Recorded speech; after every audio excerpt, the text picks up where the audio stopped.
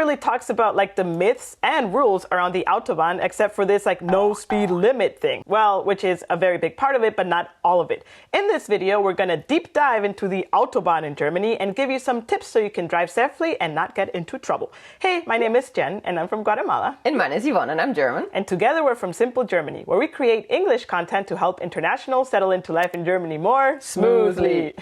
So, as basic as the question might seem, let's first start off by asking Yvonne, what is the Autobahn? Well, the Autobahn, different to some beliefs, is not just one strip of road. It is actually the entire highway network and system in Germany. Which the official name is Bundesautobahn. Correct. Well, but everyone just calls it Das Autobahn. The Autobahn. Oh! Awesome. And another characteristic of the Autobahn is that it is access controlled, meaning only vehicles that can drive more than 60 kilometers per hour or that is 37.7 miles per hour are allowed to actually enter it and drive on it. So I cannot just drive on it with my moped? No, nor with your bicycle, nor as a pedestrian. Very good point, because it's super dangerous. Another interesting thing is that compared to other European highways, in Germany there are no tolls. There's also a big kind of like point of discussion for many because the government sometimes has proposed to add tolls, other times not. However, currently there are no tolls. I must specify there are no tolls for cars. For trucks, there are tolls already. Yeah, okay, so if you're a truck driver, you probably know this already.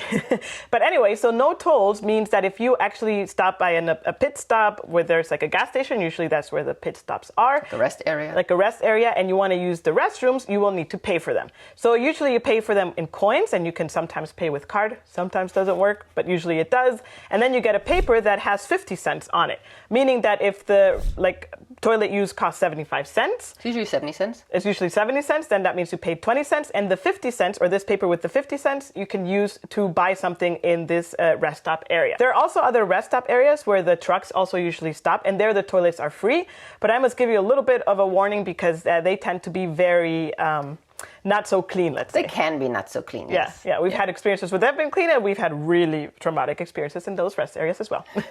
Another super interesting thing is that there are no billboards on the Autobahn. I would say there are a few. They do exist, but by far not as much as, I'd say, in other countries, and by far not the same size. So our billboards are very humble and very few. Yeah, and I would say maybe that adds to the sense of like focusing while driving and not being distracted by commercials and stuff like that. The actual only billboards I really notice are the ones that warn you from looking at your phone or being distracted otherwise, because all eyes should be on the road. Yeah, which is super interesting. Yeah, so when was the Autobahn first inaugurated? So the first part of the Autobahn was actually inaugurated in 1932, and why do I know this so well? Because it is just around the corner, pretty much where I grew up. It runs from Cologne to Bonn. It is still there, and currently the stretch is called the A555.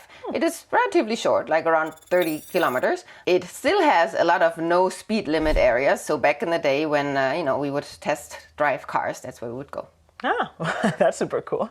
In 2020, when it was last measured, or the data we could find, the entire network had 13,200 kilometers of concrete. That actually makes it the fourth largest highway network in the world, after the US and China, which are like way bigger countries, but interesting enough, also after Spain. That is super crazy. I would have thought that Germany had a higher or a larger network than Spain, but I guess data shows different. Exactly. We also did research and found that the longest stretch of the Autobahn is the A7, with roughly 960 kilometers long, which is also pretty long. And it actually goes from the border in Denmark to the border to Austria. So literally crosses all along Germany. So when you're driving on the Autobahn, you will see that when you're going somewhere, you're not going to see directions like in other countries, like in the US, where it's like cardinal directions. I hope that said that right. Meaning like north, south, east, or west.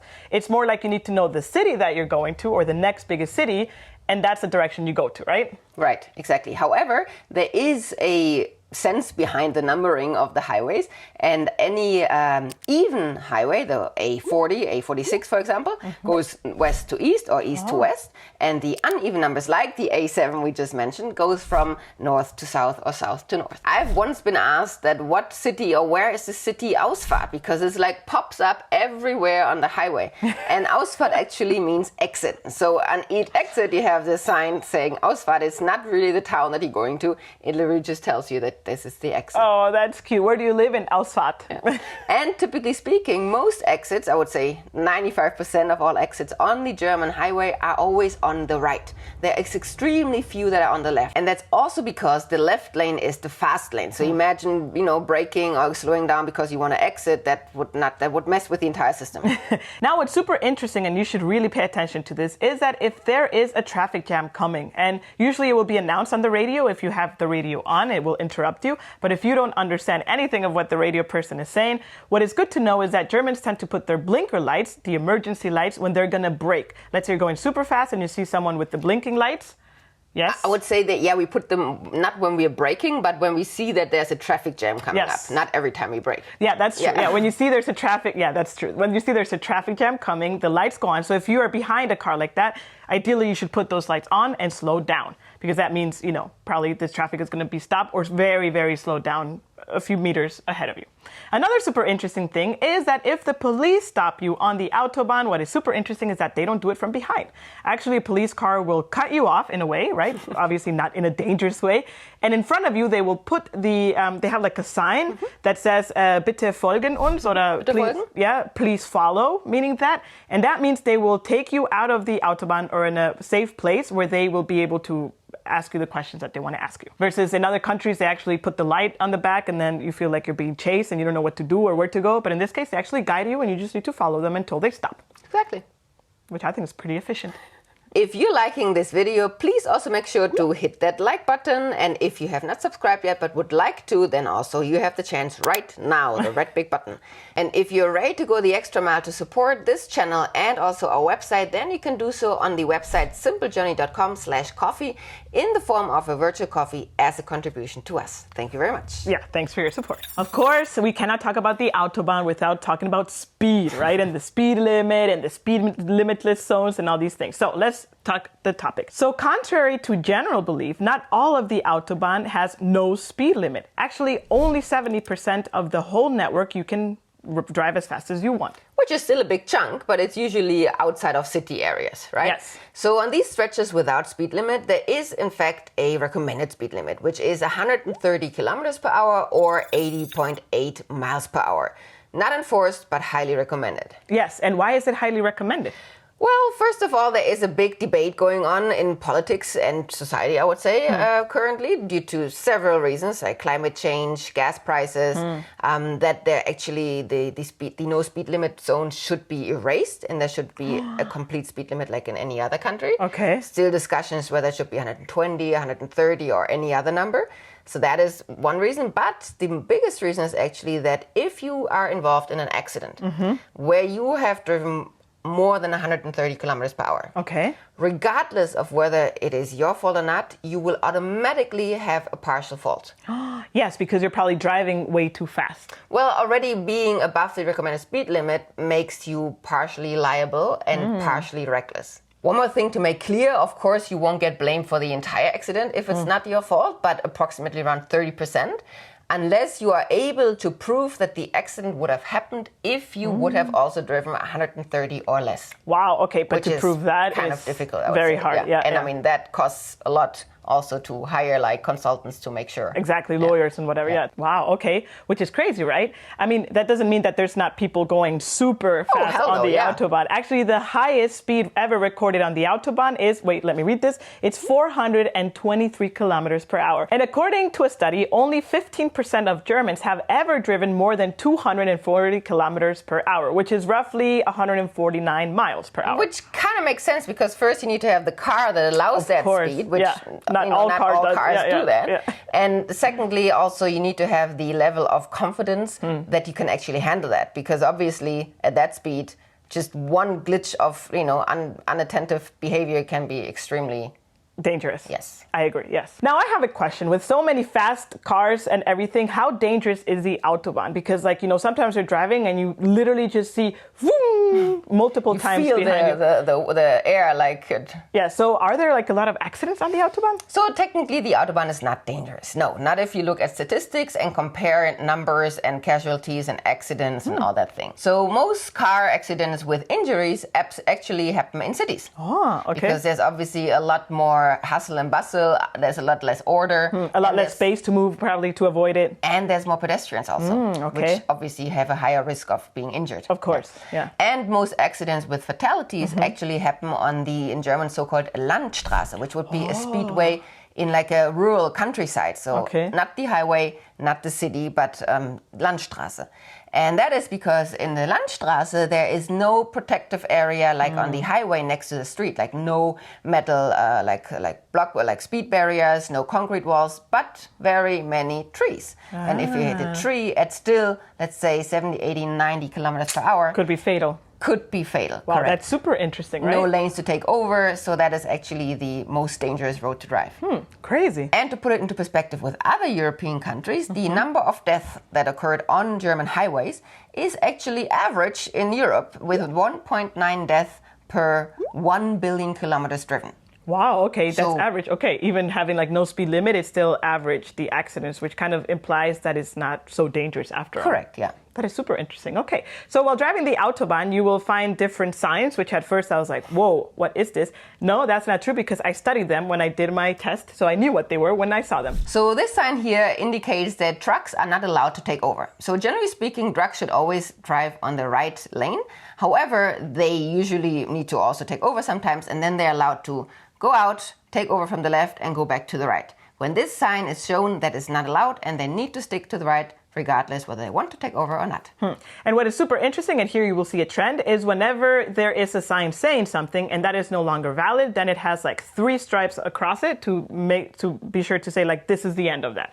So in comparison, this other sign means the opposite. And it's always gray. And it's always gray, that's true. Which means trucks are allowed to take over. Which, by the way, Evan calls this when trucks overtake each other, it's like the elephant's race, because really sometimes it's like they're overtaking, but it's so slow, really. But you have to be patient. If it's a 2-lane highway. Yes. Now this sign is a sign indicating, in this case, 130 kilometers per hour as a speed limit. The number can change, the sign stays the same. Yes, and when this is no longer applied, then you see this gray sign with 3 stripes, which is actually kind of like a happy sign to see, because then you know, no speed limit, and then you can go as fast as you want. That's the sign that most Germans that like to drive fast can wait for. And they already speed up when it's like 500 meters ahead, but you can guess it's coming. Yes, 100%. Now, this sign indicates that the Autobahn is starting. When you join an Autobahn, it's very important that you hit the gas, right, to join a fast lane. That is very important. So try to be as fast as you can, also with security, right? I was going to say not as fast as you can, but join the speed of the traffic. Yes, exactly. Don't don't join at like 50 kilometers per hour, put the blinker and wait for people to let you in. That's not going to happen. You have to go with the flow. It's fluid. Yes, exactly. Yeah. In comparison, this other sign. Exactly same sign, but with this red line stroke through, indicating that this is the end of the highway. Sometimes highways just roll out into cities, and indicating that all the speed limits or rules from the highway no longer apply, but now the city rules or wherever you're entering will apply. So as Ivan mentioned, this sign is not a city, but actually means exit. Ausfahrt. And here you see a typical direction sign from a highway. It's always blue, so all highway signs in Germany are always blue. So this sign portrays that you're on the A3. You're currently heading to the direction of Montabaur, which is a city along the highway. And in the exit that you can take, you would go to the towns of Dietz or Walmerod, and the exit will happen in 500 meters. So once you join the Autobahn, you are with the question, how fast can I go? And usually after every merger, there is a sign letting you know how fast you can go. So if you join the Autobahn and you see this 130 sign, that means that's the speed limit that you can go to. If you see no sign, that usually means this is a no speed limit area. Exactly, yes. And there are also speed limit signs with like a little white rectangular underneath indicating time. So like say 22 until 7. And that means that the speed limit applies only in the evening. And that's usually for noise reduction because there's a residential area around. And another variation of these signs is a sign that has like rain on it. And it says Nässe, and it has a speed limit. And that means when it's raining or when the asphalt is wet, this is the recommended speed limit you should hold to. Right, to slow drive down to, yes. Compared to when it's dry. Yeah. Yes. And most speed limits you actually find around cities and rural areas And like we mentioned before, the no speed limit areas are in between stretches where there is not so much housing. Yes, and a very important thing to have in mind is that when there is a speed limit, most likely in that area there might be a speed limit control camera. Yes. And meaning that these cameras, they're not like other countries where they take the picture from you from the back of the car. It takes it from the front of the car, where you actually in this picture are able to see the driver and the license plate. And then you get a beautiful mugshot. Yes, and you get that not emailed, oh, that would be amazing. How would they have your email, right? You get like a postal card with that black and white picture printed and what the respective fine is. Oh, it's a letter. Yeah. Yes, and what is super interesting that I didn't know before is that if you drive 45 kilometers above the speed limit, at least in Germany, if you have a German driver's license, your license gets revoked. I would say you don't have to be 45 already. At 30 it starts. 30. It depends on the area that you're on. Yes. Whether it's a highway or a city or whatever. So bear in mind, drive in the speed limit where there is a speed limit. And when you see lots of cars braking, similar to other countries, that means there is a fixed camera ahead. Yes. Now we will give you 10 rules that you need to follow to drive safely on the Autobahn. Rule number 1 is the left lane on German Autobahns is really only for driving fast. So if the right next to you is free, move over. That is very important. I know this rule exists in many countries, but it's not really enforced. But in Germany, it really is enforced. Yes, very enforced, which leads to rule number 2 is that you don't overtake a car from the right side. You only overtake them from the left side. And if you already mentioned this, but we need to emphasize it, if you're a slow driver, you have to be on the right side lane. Not just if you're a slow driver, you can also go 150, but if True. the right lane is free and free enough so that you don't move to the right and move immediately back to the left to take over, move to the right. Yes, very good point. Which leads to point number 3, that there should be no bullying or harassment on the Autobahn, which I would say, unfortunately, Germans don't follow. I would say it depends on the level. We've had way worse harassment abroad, I would say. Comparable. Yeah, but Germans tend to let you know that if you're on the left lane and you shouldn't be there, you will feel it. Yes, they will come close, put the blinkers out, maybe flash the lights a little bit. And super important, point number 4 is whenever you're going to change lanes, make sure to put your blinker out. Beforehand, ideally. Of course. Additional to that, always make sure to check the mirrors and a little bit, in German we say the Schulterblick, like the look over the shoulder, that the other lane actually also is free.